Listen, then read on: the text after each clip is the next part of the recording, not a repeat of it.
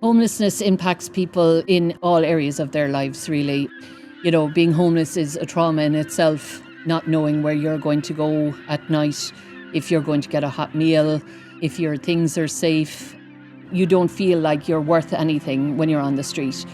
People walk straight past you, you know, you're not seen.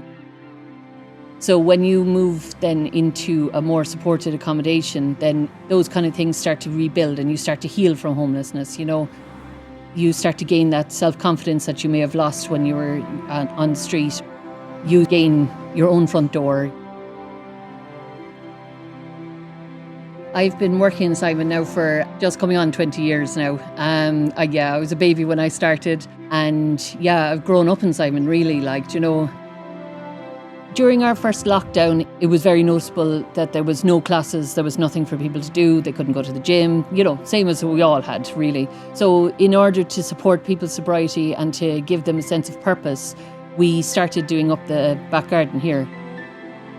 If you'd seen this back garden before we'd started, it was a whole heap of mess, but one of our workers here, Melanie, spearheaded this, and slowly the lads started to become involved.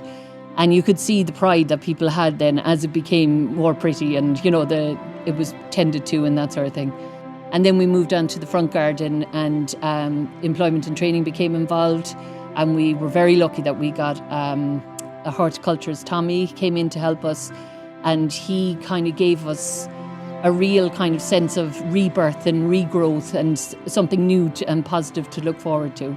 Tommy's also a stonemason, so some of the lads got involved in the stonemasonry then, and we're making this big old rock out the front that's going to be a beautiful seat eventually. But it's new skills, it's something new to get involved in, and it's something to look forward to. We've got one of the lads here who will be up at the crack of dawn now, ready to go, and through the days that we've been doing it, you can see his self-confidence has grown.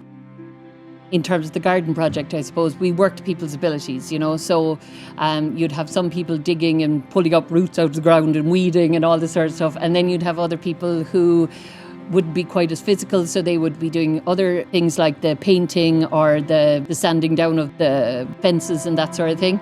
But it's not just us here in Victoria Road. We've had people from other places. So there's a real sense of community and a shared purpose, really.